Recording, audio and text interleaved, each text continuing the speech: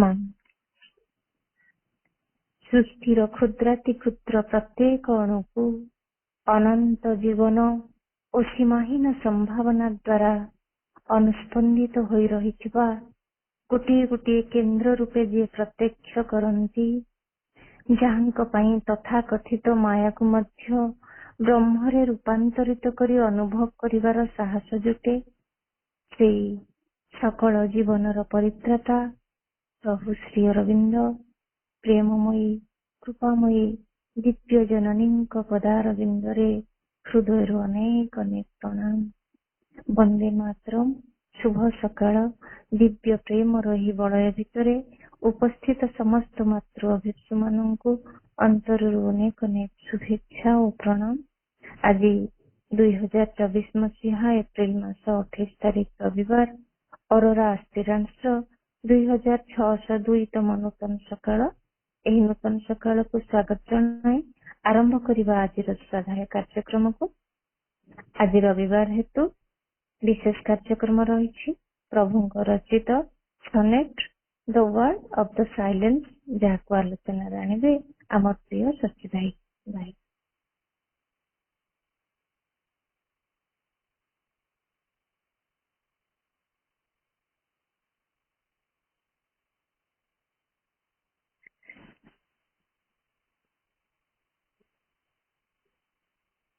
करुणामयी माँ परम प्रभु श्री अरविंद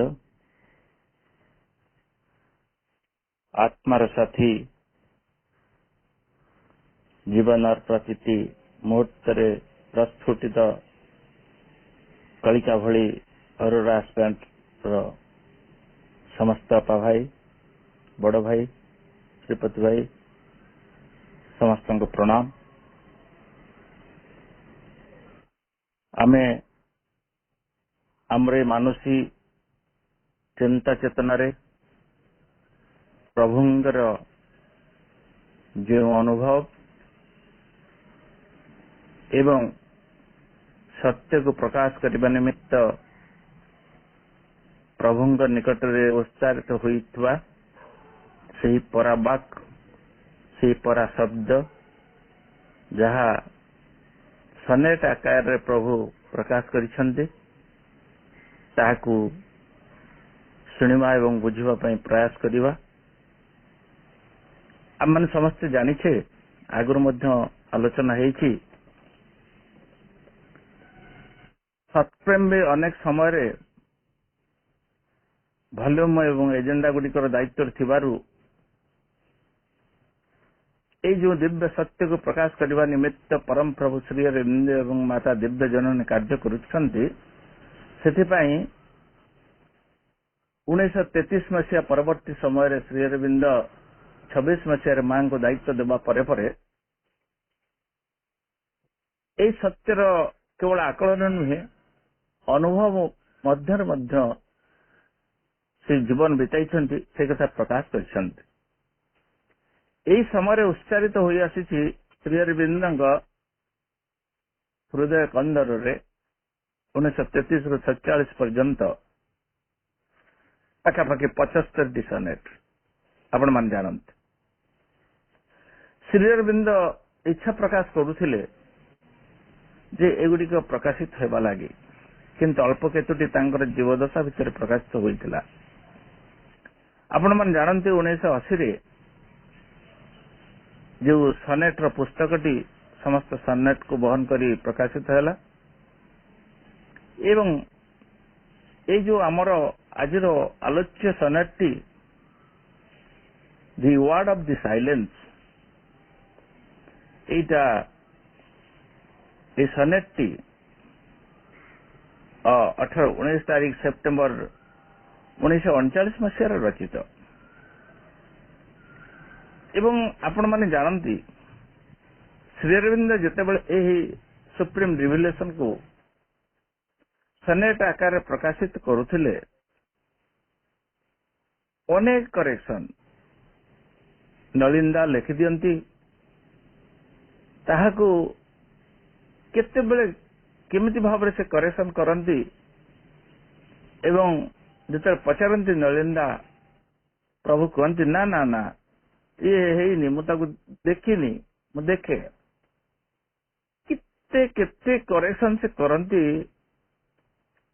ସେ କଥା ଆପଣମାନେ ଜାଣନ୍ତି। ଏଇ ସନେଟଟି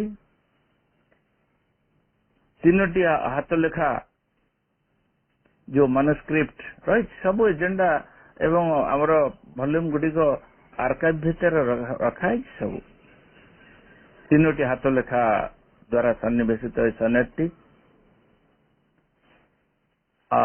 ଯାହାର ନାଁ ହଉଛି the word of the silence.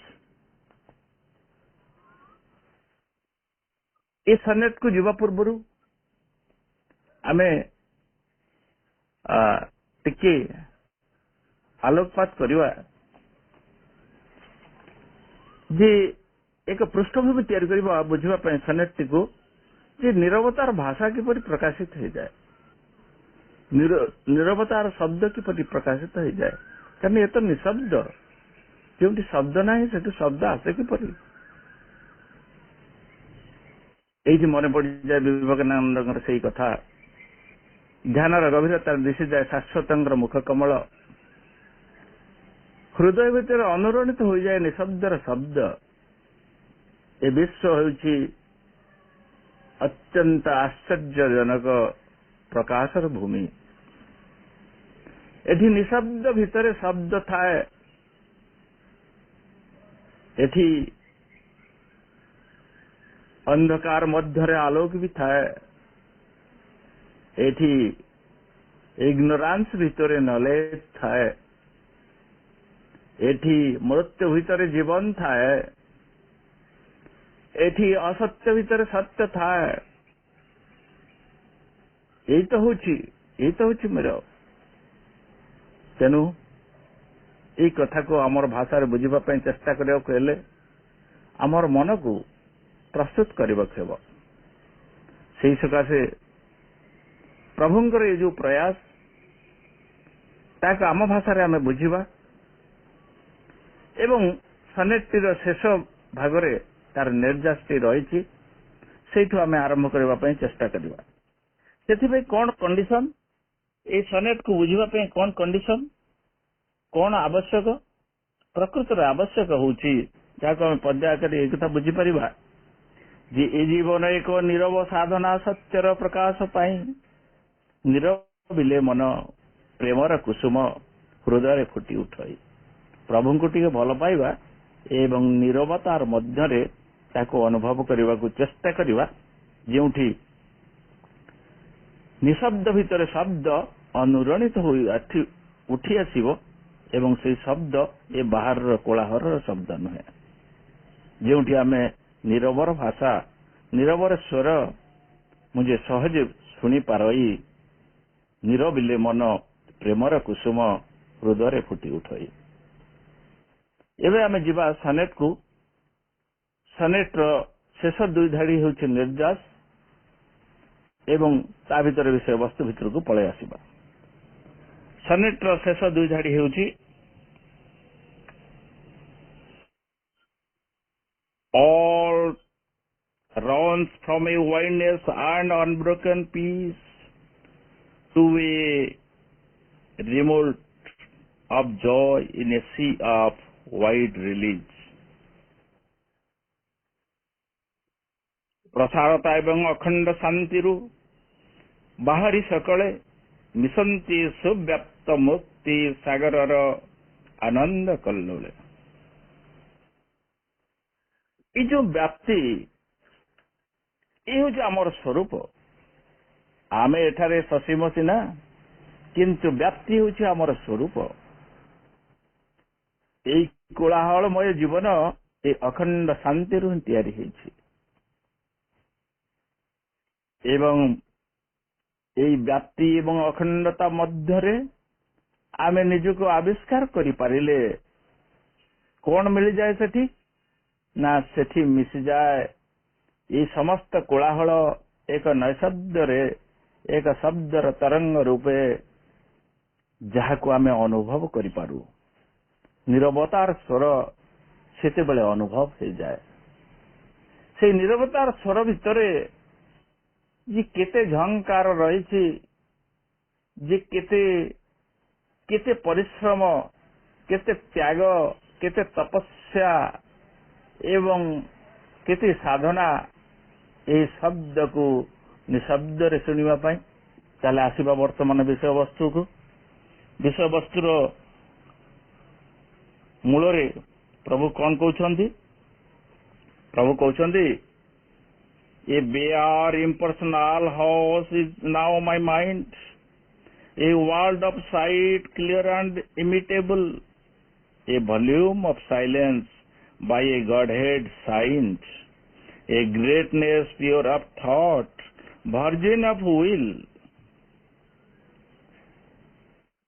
ଓଡ଼ିଆଟି ପାଠ କରି ବୋଧ କରିବା ପାଇଁ ଚେଷ୍ଟା କରିବା।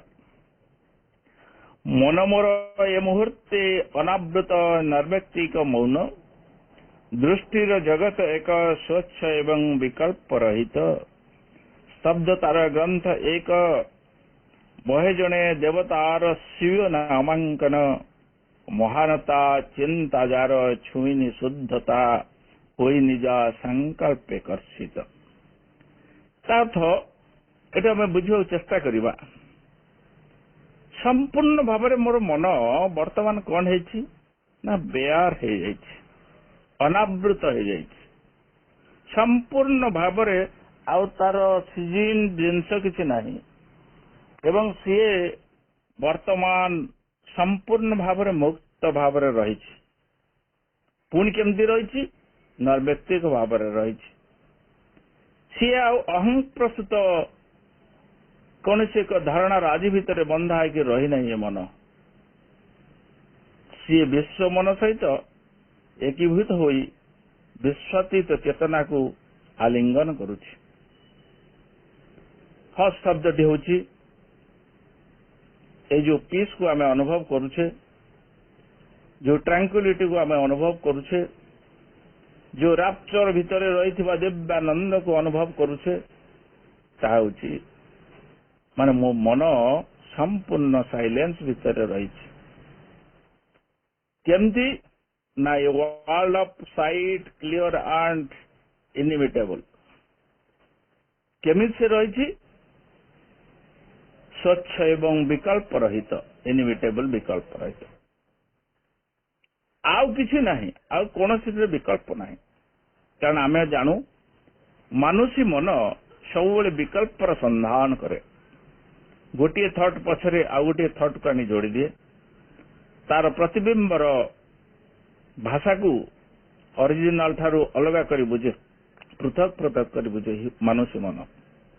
କିନ୍ତୁ ଏ ଯୋଉ ମନ ବର୍ତ୍ତମାନ କେଉଁ ଷ୍ଟେଜରେ ପହଞ୍ଚିଛି ନା ତାର ମୂଳ ଉତ୍ସ ସହିତ ସମ୍ମିଶ୍ରିତ ହେଇଯାଇଛି।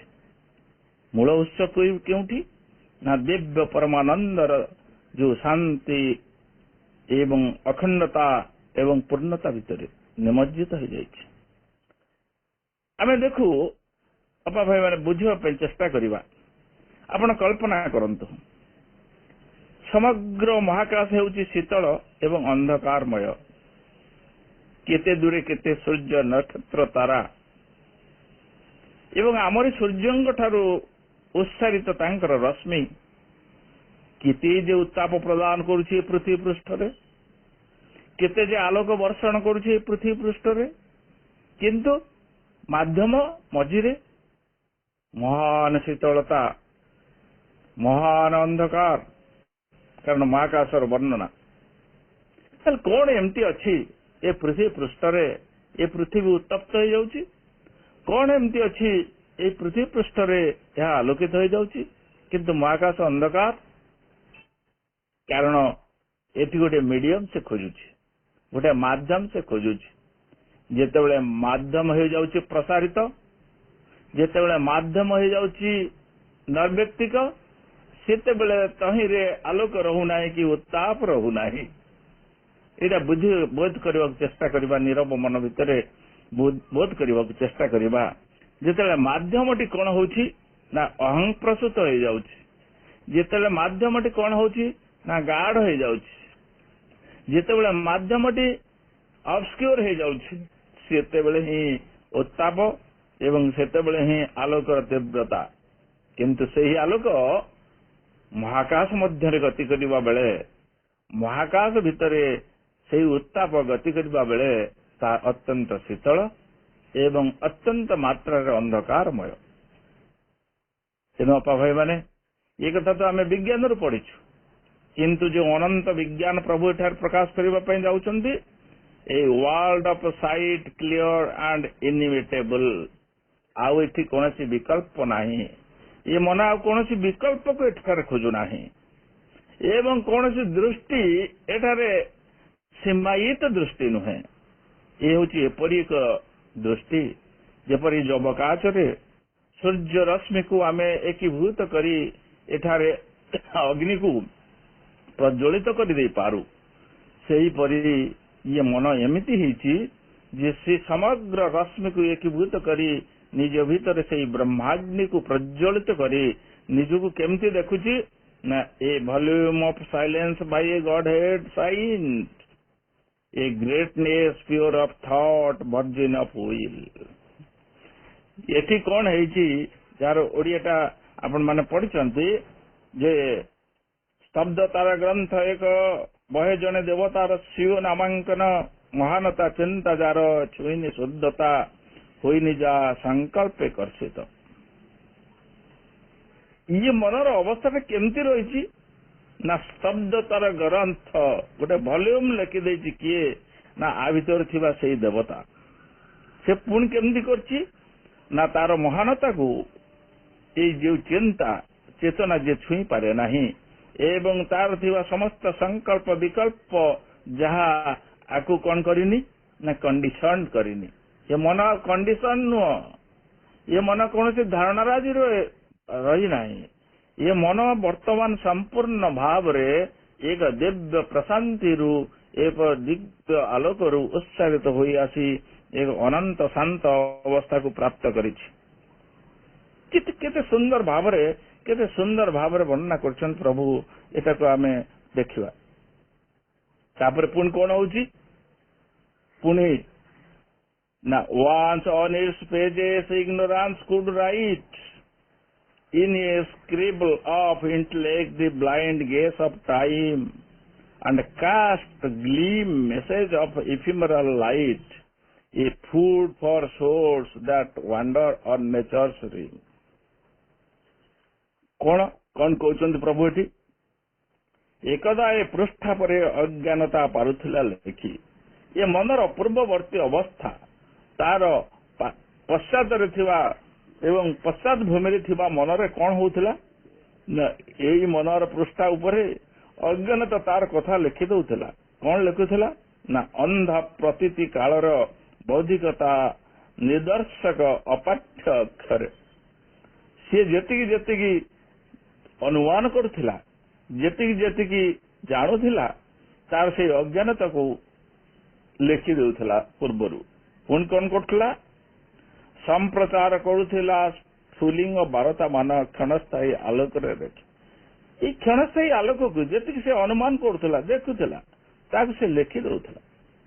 ପୁଣି କଣ କରୁଥିଲା ସେ ନା, ଖୋରାକ ସେ ଆତ୍ମାଙ୍କର ଭ୍ରମୁଥିଲେ ଯେଉଁମାନେ ପ୍ରକୃତିର ସୀମାନ୍ତ କକ୍ଷରେ, ମାନେ ଗୋଟେ ଗୋଲାକାର ଯେମିତି ମାନେ ଦିଗ୍ବଳୟ ଯେମିତି ଚାରିକଡ଼ ଭିତରେ ଆତ୍ମା ଖୋଜୁଥିଲା ତାର ନୈଶବ୍ଦକୁ, ଖୋଜୁଥିଲା ତାର ପରିଧି କଡ଼ରେ ଖୋଜି ବୁଲୁଥିଲା ତାର ବିଶାଳତାକୁ, ତାର ମହାନତାକୁ, ତାର ଦିବ୍ୟ ପ୍ରଶାନ୍ତିକୁ। ଏଇପରି ଭାବରେ ମନ ମୋର ପୂର୍ବ ଅବସ୍ଥାରେ ଥିଲା। ଏଇ ଯୋଉ ମନ ମୋର ପୂର୍ବ ଅବସ୍ଥାରେ ଥିଲା, ସେଇ ପୂର୍ବ ଅବସ୍ଥାକୁ ଆଉ ବର୍ତ୍ତମାନ ମୋର ନାହିଁ। ଇଏ ବର୍ତ୍ତମାନ କଣ ହେଇଛି ନା, ବେଆର ଇମ୍ପର୍ସନାଲ ହସ୍ ହେଇଯାଇଛି।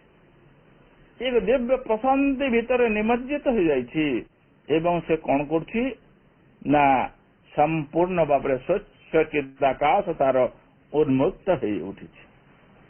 ତେଣୁ ନେଚରର ରିମ୍ ଭିତରେ ଯେଉଁ ଆତ୍ମା ମାନେ ଘୁରି ବୁଲୁଥିଲେ, ସେମାନଙ୍କୁ ଖୋରାକ ଯୋଗାଉଥିଲା ସେଇ ଅଜ୍ଞାନତାର କଥା, ସେଇ କ୍ଷୀଣ ଆଲୋକର କଥା ଏବଂ ସେଇ କ୍ଷୀଣ ଆଲୋକରେ ସେ ଲେଖି ଦେଉଥିଲା ଅନେକ ପରିଭାଷା। କିନ୍ତୁ ମନର ଅବସ୍ଥା ଆଉ ବର୍ତ୍ତମାନ ସେଠି ନାହିଁ, ବଦଳି ଯାଇଛି, ସମ୍ପୂର୍ଣ୍ଣ ଭାବରେ ବଦଳି ଯାଇଛି।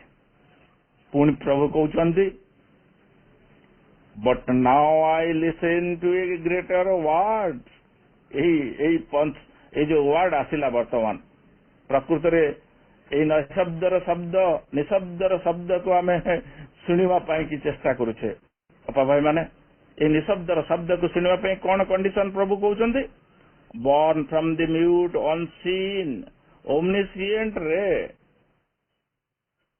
ये जो सर्वशक्तिमान सर्वद्रष्टा एवं सर्वज्ञाता सी तांकर जो आलोक प्रदान करुछंती ता भितरे देकरी से कौन करछि ना एक शब्द को शुणुची किए शुणुची ना voice that only a silent ear has heard ये जो कानटा केमती हबो ना साइलेंस इयर आम इयर टा कौन ପାଇଁ ଅଛି ना ସବୁବେଳେ ଭଲ୍ୟୁମ ଗୁଡାକୁ ଶୁଣିବ ସବୁବେଳେ ଶବ୍ଦ ଗୁଡିକୁ ଶୁଣିବ ବୋଲି କିନ୍ତୁ ନୈଶବ୍ଦକୁ ଶୁଣିବା ପାଇଁ ସେଇ କର୍ଣ୍ଣଟି କେମିତି ହବା ଦରକାର ନା lips mission from a eternal glory of the day से केमिति हेकि से आसुची केमिति हेकि से तैयारी हेची ना से कथा प्रभु आमे जो पदटा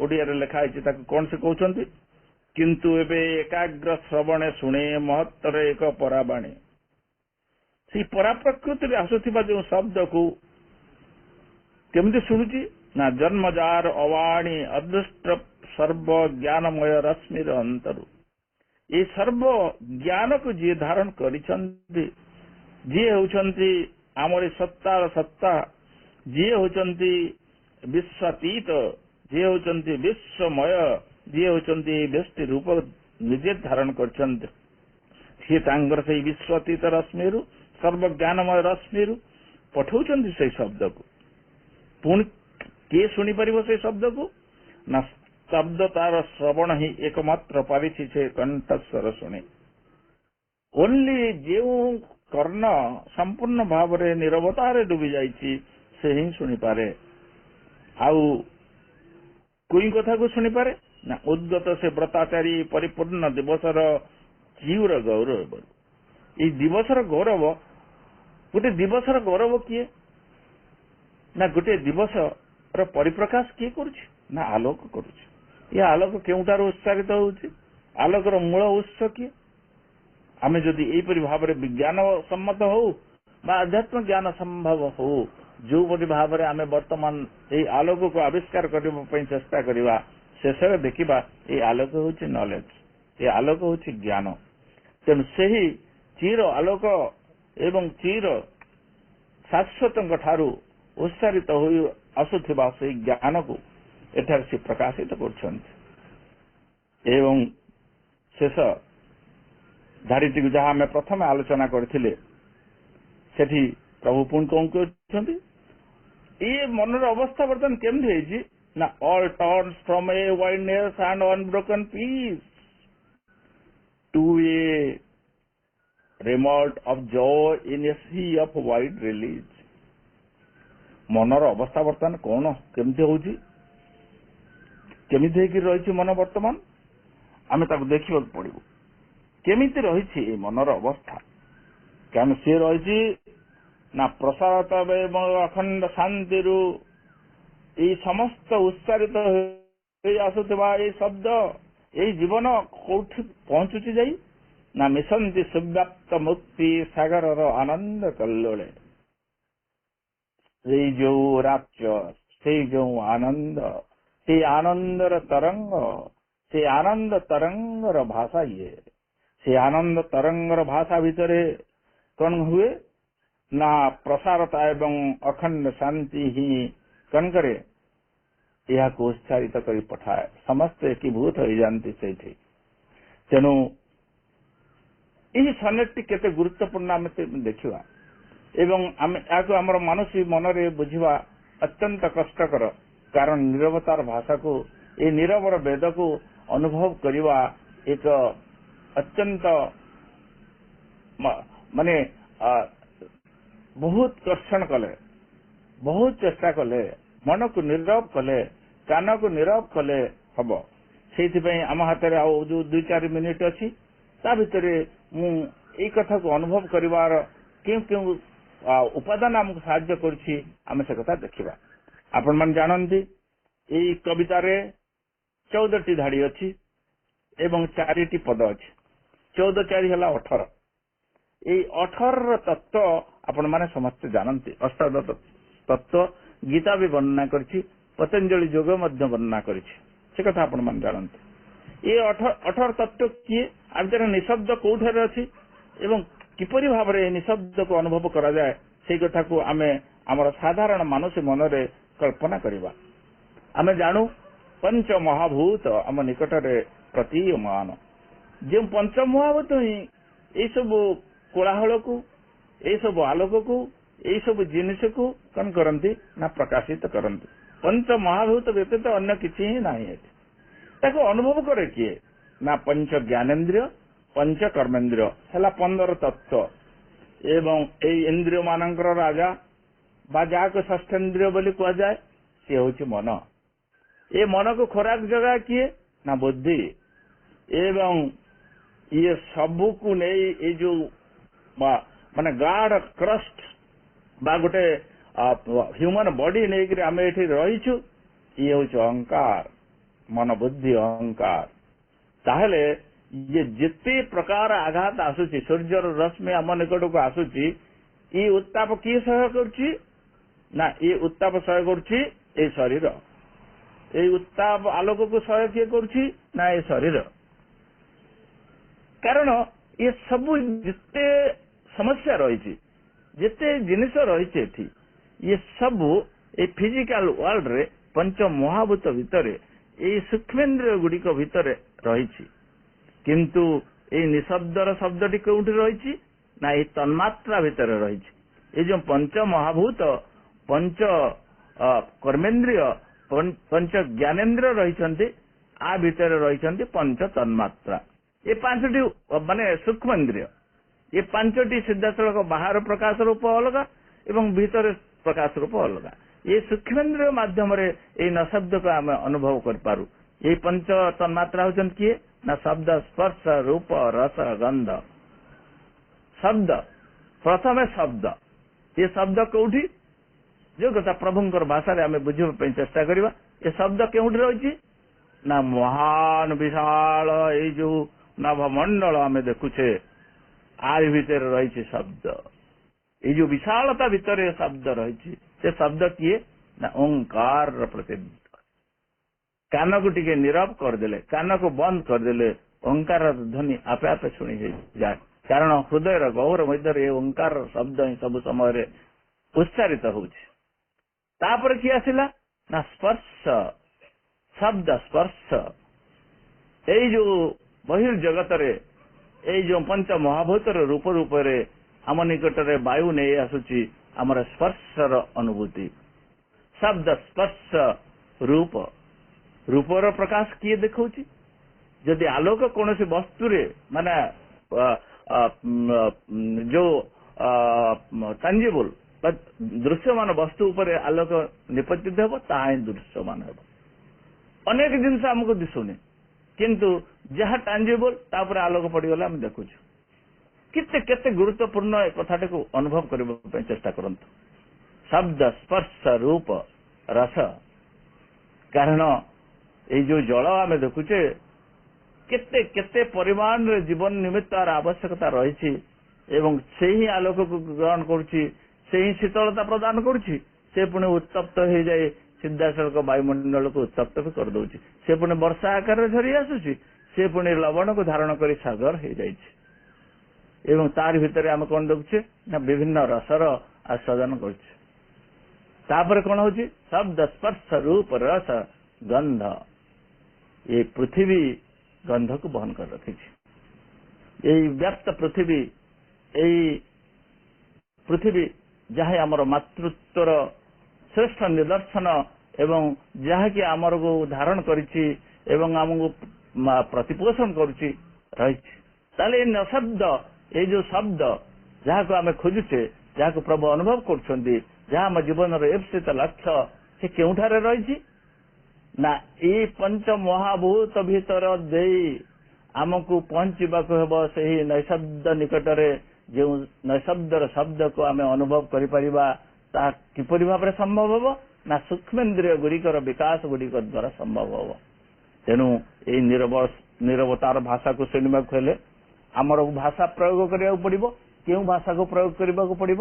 ନା ପରମା ଜନନୀ ପରମ ପ୍ରଭୁଙ୍କର ନିର୍ଦ୍ଦେଶିତ ପଥରେ ତାଙ୍କ ସହିତ କଥାବାର୍ତ୍ତା ହେବାକୁ ହେଲେ ଆମେ କଣ କରିବା? ନା ଧ୍ୟାନ ଅବସ୍ଥାରେ ତାଙ୍କୁ ଶୁଣିବା, ପ୍ରାର୍ଥନା ଅବସ୍ଥାରେ ତାଙ୍କୁ ଜଣାଇବା ଏବଂ ଯେତେବେଳେ ପର୍ଯ୍ୟନ୍ତ ତାଙ୍କ ଚେତନାରେ ଆମେ ନିବାସ କରିବାର ଟ୍ରାନ୍ସଫର୍ମେସନଟି ହେଇନି ଆମ ନିକଟରେ, ଆମେ କଣ କରିବା? ନା ତାଙ୍କର ନାମ ଜପ କରି ଚାଲିଥିବା। କାରଣ ଯେପର୍ଯ୍ୟନ୍ତ ଟ୍ରାନ୍ସଫର୍ମେସନ ହେଇନି ଏଇ କ୍ରଷ୍ଟର, ଫିଜିକାଲ କ୍ରଷ୍ଟର, ମାନେ ଏଇ ତତ୍ତ୍ୱଟିକୁ ବୁଝିବା ପାଇଁ ଆପଣ ଚେଷ୍ଟା କରନ୍ତୁ ଯେ ପ୍ରକୃତରେ କେଉଁ ସ୍ଥାନରେ କଣ ଅସୁବିଧା ରହିଛି ଏବଂ ସେଇ ଶବ୍ଦଟି ଶୁଣି ନ ପାରିବାର ଯୋଉ ଆମେ ଶୁଣି ପାରୁନେ ସେଟାର ପ୍ରତିବନ୍ଧକଟି କୋଉଠି ରହିଛି, ସେଇକୁ ଭେଦ କରିଗଲେ ଆମେ ପ୍ରଭୁଙ୍କର ଏ ସନେଟର ଅର୍ଥଟିକୁ ବୁଝିପାରିବା। ନୈଶବ୍ଦ ନିକଟରେ ଆମେ ପହଞ୍ଚି ପାରିବା ଏବଂ ନୈଶବ୍ଦର ଶବ୍ଦକୁ ଶୁଣିପାରିବା।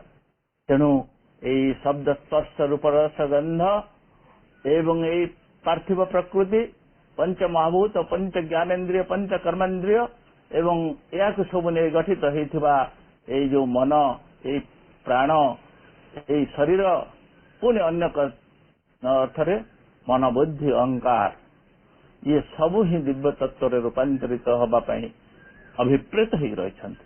ତେଣୁ ପ୍ରଭୁଙ୍କର ଏ ସନେଟଟି ଏଇ ନିଶବ୍ଦର ଶବ୍ଦକୁ ଆପଣଙ୍କ ନିକଟରେ ପ୍ରକାଶିତ କରୁ, ଆପଣଙ୍କର ଜୀବନରେ ତାହା ପ୍ରତିଭାତ ହେଉ, ଏଇ କଥା ହିଁ ପରମା ଜନନୀ ପରମ ପ୍ରଭୁଙ୍କ ନିକଟରେ ପ୍ରାର୍ଥନା କରି ଏଇ କ୍ଷୁଦ୍ର ମାନସୀ ମନରେ ଏଇ ବିଶାଳତାର କଥାକୁ ଅନୁଭବ କରିବାର ସୁଯୋଗ ପ୍ରଭୁ ପ୍ରଦାନ କରିଥିବାରୁ ମୁଁ କୃତଜ୍ଞତା ପ୍ରକାଶ କରି ବଡ଼ ଭାଇଙ୍କୁ ଏହାକୁ ଆହୁରି ବ୍ୟାପକ ଭାବରେ ବୁଝେଇ ଦେବା ପାଇଁ ଅନୁରୋଧ କରୁଛି। ବନ୍ଦେ ମାତରମ୍। ଭାଇଙ୍କୁ ଅନୁରୋଧ କବିତାଟିର ନିର୍ଦ୍ଦେଶ ଦେବା ପାଇଁ।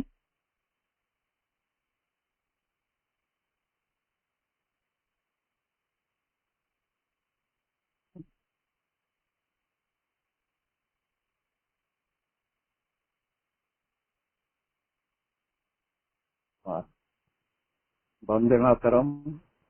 ଶୁଭ ସକାଳ। এই শুভ ସକାଳର ସଘନ ନିରବତା ମଧ୍ୟରେ ମାଙ୍କୁ ଏବଂ ପ୍ରଭୁଙ୍କୁ ଶତ ପ୍ରଣାମ।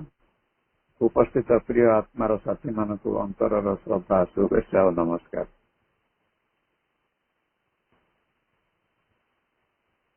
The word of the silence।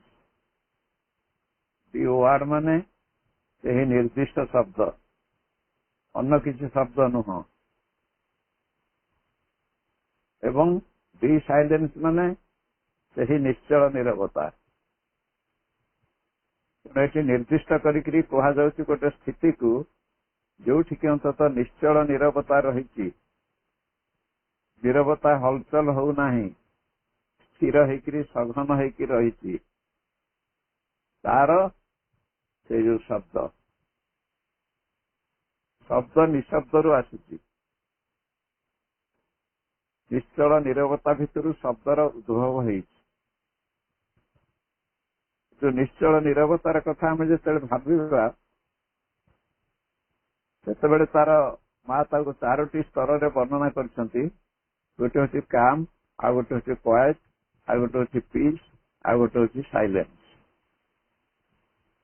ତେଣୁ କାମ୍ ମାନେ ଆମେ ଜାଣିଛେ ଯେ ଗୋଟିଏ ସ୍ଥିର ଜଳ ଉପରେ ଯଦି ଗୋଟିଏ ଗୋଡିଟିଏ କିଏ ପକେଇ ଦିଏ, ତା ଭିତରେ ଯୋଉ କ୍ଷୁଦ୍ର କ୍ଷୁଦ୍ର ତରଙ୍ଗ ରାଜି ସୃଷ୍ଟି ହୁଏ ଏବଂ ସେ ତରଙ୍ଗ ରାଜି କିଛି ସମୟ ପରେ ପୁଣି ସ୍ଥିର ହେଇଯାଏ, ସେ ହଉଛି ଅବସ୍ଥା ହଉଛି ତାର କାମ୍। କିନ୍ତୁ ତାର ତଳେ ପୁଣି ପ୍ରତିକ୍ରିୟା ତାର ଚାଲିଥାଏ, ପୁରାପୁରି ସେ ସ୍ଥିର ହେଇନଥାଏ। ତା ତଳ ଅବସ୍ଥା, ତଳ ସ୍ତରରେ ଯେତେବେଳେ ସେଇ ସ୍ଥିରତା ଆସେ ତାକୁ କୁହାଯାଏ କ୍ୱାଏଟ୍। ତାପରେ ଆହୁରି ସେ ସ୍ଥିର ହେଇନଥାଏ, ଯେତେବେଳେ ତୃତୀୟ ସ୍ତରରେ ସେ ସ୍ଥିର ହୁଏ ତାକୁ କୁହାଯାଏ ପିସ୍ ବା ପ୍ରଶାନ୍ତି। ତାପରେ ଚତୁର୍ଥ ସ୍ତରରେ ଯେତେବେଳେ ଯାଇକି ସେ ପହଞ୍ଚେ, ସେତେବେଳେ ତାକୁ କୁହାଯାଏ ନିଶ୍ଚଳ ନିରବତା ବା ସାଇଲେନ୍ସ। ତେଣୁ ଇଏ ହଉଛି ସାଇଲେନ୍ସ ହଉଛି ଚତୁର୍ଥ ସ୍ତରର ଅବସ୍ଥା, ମହାସାଗରର ନିମ୍ନ ଭାଗର ଅବସ୍ଥା। ଉପରର ଜଳସ୍ତର ପୁରାପୁରି ଆନ୍ଦୋଳିତ, କିନ୍ତୁ ସମୁଦ୍ରର ତଳଭାଗ ଏକବାର ନିଶ୍ଚଳ ନିରବ ହୋଇକି ରହିଛି। ତେଣୁ ଏହି ନିଶ୍ଚଳ ନିରବତା ଭିତରେ ଯୋଉ ଶବ୍ଦର ଉଦ୍ଗୀରଣ ହଉଛି ତାକୁ ହିଁ ପ୍ରଭୁ ଅନ୍ତତଃ ଶୁଣିଛନ୍ତି, କାହିଁକିନା ପ୍ରଭୁ ସେ ନିଶ୍ଚଳ ନିରବତା ମଧ୍ୟରେ ବାସ କରୁଛନ୍ତି। ଏକାନ୍ତ ବାସ ଯେତେବେଳେ ପ୍ରଭୁଙ୍କର ଚାଲିଛି ଏବଂ ସେ ଅନ୍ତତଃ ଏଇ ନିମ୍ନ ଗତିବୃତ୍ତିକୁ ଉତ୍ତୋଳିତ କରି କରି ନେଇ ଅତିମାଂସ ଭୂମି ପର୍ଯ୍ୟନ୍ତ ଯାଉଛନ୍ତି, ତେଣୁ କ୍ରମେ କ୍ରମେ କ୍ରମେ କ୍ରମେ ସେ ଅନ୍ତତଃ ନିରବ ନିସ୍ତବ୍ଧ ହେଇଯାଉଛନ୍ତି ଏବଂ ସେ ନିରବ ନିସ୍ତବ୍ଧତା ଭିତରେ ସେ ତାଙ୍କର ସତ୍ତାକୁ ହରେଇ ଦଉନାହାନ୍ତି। ଏହି ସଚେତନତା ତାଙ୍କ ଭିତରେ ରହିଛି ଏବଂ ସଚେତନତାର ଭାବକୁ ବହନ କରି ଲେଖନୀ ମନରେ ସେ ଅନୁଭବକୁ ସେ ପ୍ରକାଶ କରୁଛନ୍ତି। ଏହା ହେଉଛି ଶ୍ରୀ ଅରବିନ୍ଦଙ୍କର ବୈଶିଷ୍ଟ୍ୟ। ଯଦି ସେ ସେଇ ସାଇଲେନ୍ସ ଭିତରେ ନିଜକୁ ହରେଇ ଦିଅନ୍ତେ, ହଜେଇ ଦିଅନ୍ତେ, ତାହେଲେ ସେ ଏ ବାକ୍ୟ ବିନ୍ୟାସ କେବେ ହେଲେ କରିପାରନ୍ତେ ନାହିଁ। ତେଣୁ ସୁନ୍ଦର ଭାବରେ ଭାଇ ଆକୁ ଆଲୋକପାତ କଲେ।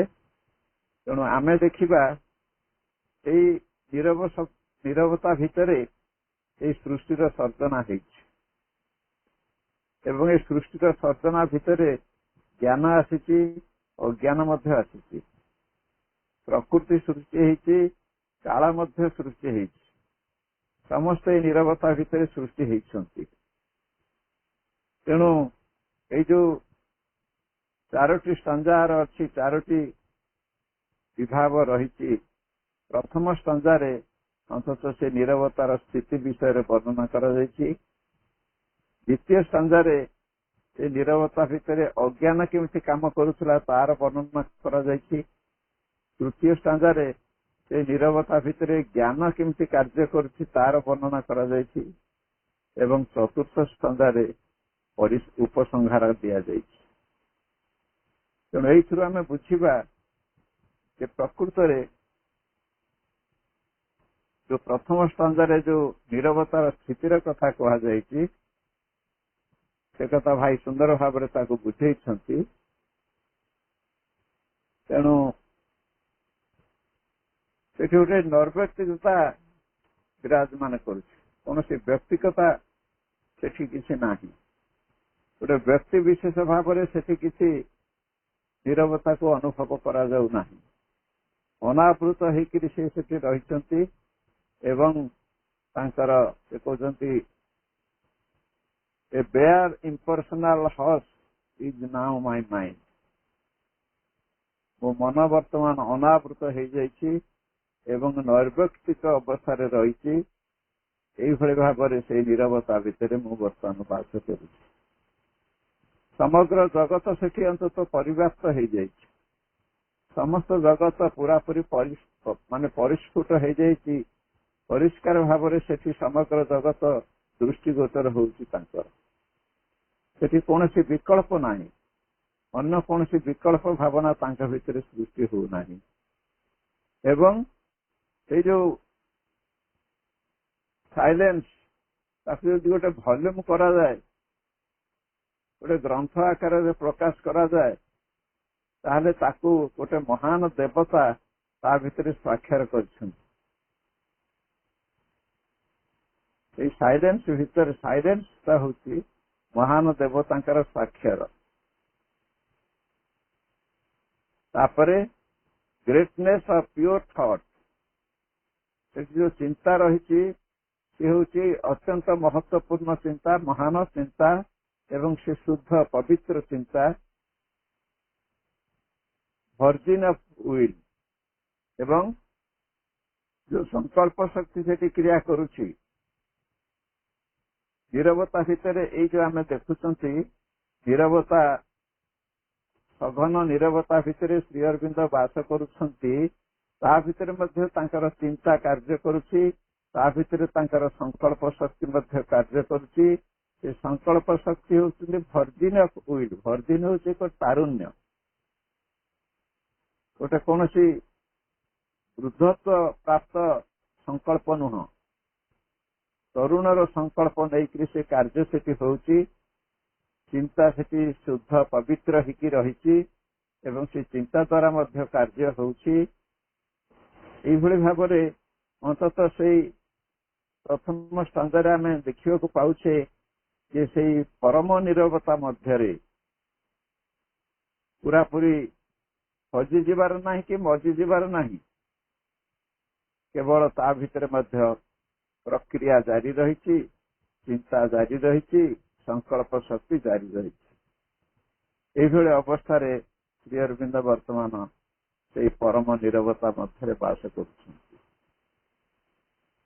ତାପରେ ଦ୍ୱିତୀୟ ସ୍ତରରେ ସେ ଅନ୍ତତଃ ସେଇ କଥାଟି କହୁଛନ୍ତି ଯେ ସମୟ ଥିଲା ଦିନେ ସେତେବେଳେ ଅଜ୍ଞାନତା ମୋ ଭିତରେ କାର୍ଯ୍ୟ କରୁଥିଲା, ପରମ ଅଜ୍ଞାନତା। ସେତେବେଳେ ସେ ସେଇ କାଳ ଭିତରେ ଯୋଉ କାଳ ସୃଷ୍ଟି ହେଇଥିଲା, କାଳ ଅନ୍ଧ ହେଇକିରି ଥିଲା, ବ୍ଲାଇଣ୍ଡ ହେଇକି ଥିଲା ଏବଂ ଅନୁମାନ କରିକିରି ସେ ଯାହା କିଛି କାର୍ଯ୍ୟ କରୁଥିଲା ପ୍ରକୃତି ଭିତରେ, ସ୍ପଷ୍ଟ ଭାବରେ ସେ କାର୍ଯ୍ୟ କରିପାରୁନଥିଲା ମହାକାଳ। ତେଣୁ ମହାକାଳର ସେ ଅସ୍ପଷ୍ଟ ଅନ୍ଧ ଅନୁକରଣ ଭିତରେ ଯୋଉ ବୁଦ୍ଧି କ୍ରିୟାଶୀଳ ହେଉଥିଲା, ସେ ବୁଦ୍ଧିର ପୃଷ୍ଠା ଉପରେ ସେଇ ପରମ ଅଜ୍ଞାନ ଦେଖି ଚାଲିଥିଲା ତାର ଭାଷାକୁ। ଅର୍ଥାତ୍ ବୁଦ୍ଧି ଯେତେବେଳେ ମୋର ସେତେବେଳେ ଥିଲା, ସେତେବେଳେ ସେଇ ସମୟ ଭିତରେ ମୁଁ ବାସ କରୁଥିଲି, ସେ ବୁଦ୍ଧି ଭିତରେ ଅଜ୍ଞାନତା ଭରି ରହିଥିଲା ଏବଂ ସେ ଅଜ୍ଞାନ ସେ ବୁଦ୍ଧିକୁ ପରିଚାଳିତ କରୁଥିଲା। ତାପରେ ସେ କହୁଛନ୍ତି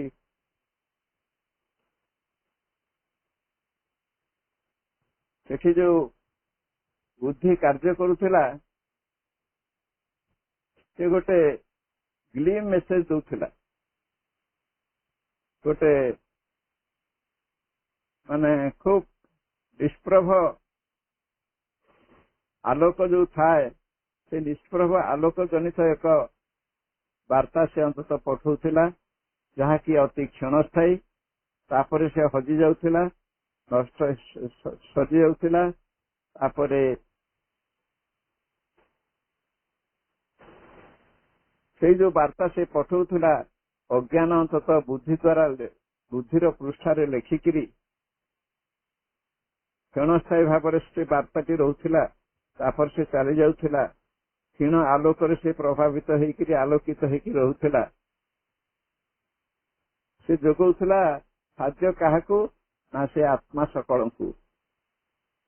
ସେଇ ବ୍ୟକ୍ତିମାନଙ୍କୁ ସେ ଖାଦ୍ୟ ଯୋଗଉଥିଲା ଯେଉଁମାନେ ଅନ୍ତତଃ ବିଶ୍ୱ ପ୍ରକୃତିର ସୀମାନ୍ତରେ ବୁଲାଚଲା କରୁଥିଲେ, ଅର୍ଥାତ୍ ଯେଉଁମାନେ ବିଶ୍ୱ ପ୍ରକୃତି ଭିତରେ ଥିଲେ, ସେଇମାନଙ୍କୁ ସେଇ ଅଜ୍ଞାନତା ଘେରି ରହିଥିଲା ଏବଂ ସେ କାଳ ତାଙ୍କୁ ତାର ଅନୁମାନ ସିଦ୍ଧ ଧାରଣା ଭିତରେ କାର୍ଯ୍ୟ କରୁଥିଲା ଏବଂ ସେଠି ନିଷ୍ପ୍ରଭ ଆଲୋକ ରହିଥିଲା, ପୂର୍ଣ୍ଣ ଆଲୋକିତ ହେଇନଥିଲା ସତ୍ତାଟି। ତାରି ଭିତରେ ସେଇ ସତ୍ତା ମାନଙ୍କୁ ସେ ଅନ୍ତତଃ ଖାଦ୍ୟ ପରିବେଷଣ କରୁଥିଲା। ତେଣୁ ଏଇଟା ହଉଛି ଗୋଟେ ଅଜ୍ଞାନତା ମଧ୍ୟରେ ଥିବାର ଅବସ୍ଥା। ତେଣୁ ଶ୍ରୀ ଅରବିନ୍ଦ ତାଙ୍କର ଅନୁଭବକୁ ଯେତେବେଳେ ବାଣ୍ଟିବାକୁ ଯାଉଛନ୍ତି ଆମ ପାଖରେ, ସେତେବେଳେ କେବଳ ସେ ତାଙ୍କର ଜ୍ଞାନର କଥା କହୁନାହାନ୍ତି, ତାଙ୍କ ଅଜ୍ଞାନତାକୁ ମଧ୍ୟ ଏଠି ପ୍ରକାଶ କରୁଛନ୍ତି। ସମୟ ଥିଲା ଏଇଭଳି ଅଜ୍ଞାନତା ଭିତରେ ମୁଁ ବୁଡିକି ରହିଥିଲି, କିନ୍ତୁ ବର୍ତ୍ତମାନ ସେ କଥା ଚାଲିଯାଇଛି। ତୃତୀୟ ସ୍ତନ୍ଧରେ ସେଇଟାକୁ ସେ ପ୍ରକାଶ କରୁଛନ୍ତି ଯେ ବର୍ତ୍ତମାନ ମୋ ତାଠୁ ଆହୁରି ମହାନ ବାକ୍ୟକୁ ମୁଁ ଶୁଣିବାକୁ ପାଉଛି। ପରାବାକ୍ ମୁଁ ତାକୁ ବର୍ତ୍ତମାନ ଶୁଣିବାକୁ ପାଉଛି। ତେଣୁ ସେଇ ସବୁ ଅଜ୍ଞାନତା ମୋଠୁ ଦୂର ହେଇଯାଇଛି। born from the mute unseen omniscient ray से जो पराबाक से कौटू आसुची ना omniscient ray सर्वज्ञाता जे सबु जानिछंती सबु सृष्टिकर्ता सृष्टि को तांकर ज्ञान बल रे से अंततः तांकर आलोक प्रदान करुछंती ज्ञान प्रदान करुछंती तांकरी ठारू ताहा जन्म नेछि से शब्द सब से वार्ता एवं the voice that only silence ear can has heard एवं से जो वार्ता अंततः साडू प्रेरण करा जाउछि से सर्वज्ञाता ठारू अनंत ठारू से जो वार्ता आसुछि ताकू केवल जेतेबेले मन नीरव हो सेतेबेले तो अंततः ताहा सुना जाय परिबो एठी से कहते कर्ण जेतेबेले नीरव हो कर्ण होछि सुनिबार यंत्र प्रथमे कर्ण शुणे तापर से ताकू खबर दिए से ब्रेन को बा मस्तिष्क भितर थिबा मन को मन तापर बुझे जे शब्दटी कोठु आसिला तापर से अनुसार तार क्रिया करे तेणु एठी जो प्रथमे जो शब्दटी जो शुणा जाउछि कर्ण कुहर रे से कर्ण जदि अंततः पूरा पूरी भाव में नीरव होइकिरि थिबो से कथा अंततः वर्तमान आरंभ होइछि प्रभुकर से कर्ण मध्य मोर नीरव हो जाइछि एवं से भॉइस मध्य से नीरवता कर्ण वर्तमान सुनिबा को पाउछि तेणु आउ कौन भॉइस ता भितर प्रवेश करि पारु नाही आउ कौन स्वर ता भितर प्रवेश करि पारु नाही एवं lips mission from the eternal glory of day एवं सेही भॉइस टी कोठु आसुची ना से गोटे लक्ष्य स्थिर करिछि से लक्ष्य स्थल से लंफ प्रदान करुछि से लक्ष्य होछि से परम को पाखरे जाई करी पहुंचिबा होछि लक्ष्य से परम प्रशांति पाखरु परम स्थितिरु से शब्दटी आसुची से शब्दर वार्ता आसुची एवं ताहा eternal glory of the day एवं से शाश्वतंकर पूरा पूरी गौरवमय दिवस रे परिणत हो जाउछि अर्थात महा आलोक रे परिणत हो जाउछि अंधकार सेठी नाही अज्ञान सेठी नाही अनुमान सेठी नाही चिरस्थायी रूप रे सबु सन्निवेशित होइकी रहिछि एवं से पराबाक जहाँ कि अंततः सर्वज्ञाता ठारू आसुची तांकरी किरण राजी आसुची ताकू वर्तमान मोर कर्ण शुणा पाउछि एभले अवस्था भीतर देकी श्री अरविंद जाइछन्ति तापर लास्ट दुई लाइन से कहउछन्ति ऑल टर्न्स फ्रॉम व्हाइटनेस सबु किछि गोटे व्याप्ति प्रसारता भीतर आसुछि गोटे सीमितता सीमाबद्धता भीतर किछि आसु नाही एंड अनब्रोकन पीस एवं जो प्रशांति भीतर से आसुची से प्रशांति केते बड़े भांगी जाऊ नाही अखंड प्रशांति अविचल प्रशांति भीतर से शब्द सब आसुची मो पाख वर्तमान अवस्था मोर से एवं से आसुची कोठी ना तापर कौन अवस्था होइछि ना तापर गोटे आनंदर कल्लोल सृष्टि होइछि जेतेले प्रशांति भीतर अंततः अखंड प्रशांति भीतर विस्तारता व्याप्ति भीतर से वर्तमान सब किछि मो भीतर को प्रवेश करुछि सेते बेले गोटे आनंदर कल्लोल सृष्टि होइछि आनंदर प्रवाह सृष्टि होइछि सेठी से आनंदर प्रवाह केमितिका ना इन a sea of wide release सेते गोटे पूरा पूरी समुद्र पूरा पूरी गतिशील होइकिरी पूरा पूरी व्याप्त हो जाए एवं व्याप्त भाव से अंततः प्रसारिता प्रसारता लाभ करिथाए सेही भली जेतेबेले से मुक्त होइकिरी समुद्रटी अंततः परिव्याप्त हो जाइथाए से परिव्याप्त समुद्र भली से आनंदर कल्लोल तार भितर सृष्टि होइछि एवं से जो प्रशांति अखंड प्रशांति भितरु से जो प्रसारता भितर वर्तमान सबकिछि मो भितर को आसुची आ मो भितर कौन सीमाबद्धता नाही କୌଣସି ସୀମିତତା ମଧ୍ୟ ମୋ ଭିତରେ କିଛି ନାହିଁ। ଏଇଭଳି ଭାବରେ ଏ କବିତାଟି ରହିଛି। କବିତାର ମର୍ମାର୍ଥ ଏହା ହେଉଛି ଯେ ଅନ୍ତତଃ ଶ୍ରୀ ଅରବିନ୍ଦ ଯୋଉ ନିଶ୍ଚଳ ନୀରବତା ଭିତରେ ପ୍ରବେଶ କରୁଛନ୍ତି, ସେଠି ସେ ନିଜକୁ ହଜେଇ ଦଉନାହାନ୍ତି। ସେଇଟା ହଉଛି ବଡ କଥା।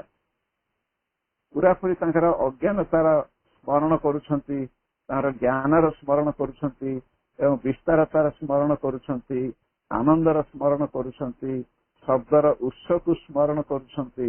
ସବୁ ଯାକ ସେଇ ଅନୁଭବ ଭିତରେ ତାଙ୍କର ସାଇତା ହେଇକି ରହୁଛି ଏବଂ ତାକୁ ସେ ଅନ୍ତତଃ କବିତା ରୂପରେ ରୂପ ପ୍ରଦାନ କରୁଛନ୍ତି। ଏଟାକୁ କେହି କରିପାରିବେ ନାହିଁ, ସେଟା ତାଙ୍କ ନିଜସ୍ୱ ଅନୁଭବ। ତେଣୁ ଆମେ ଏତିକି ଏଥିରୁ ଜାଣିବା। ତେଣୁ ଏଇଭଳି ଭାବରେ ଶ୍ରୀ ଅରବିନ୍ଦ ଗୋଟେ ଜାଗାରେ କହିଛନ୍ତି, ସେଇ ଯୋଉ ନୀରବତା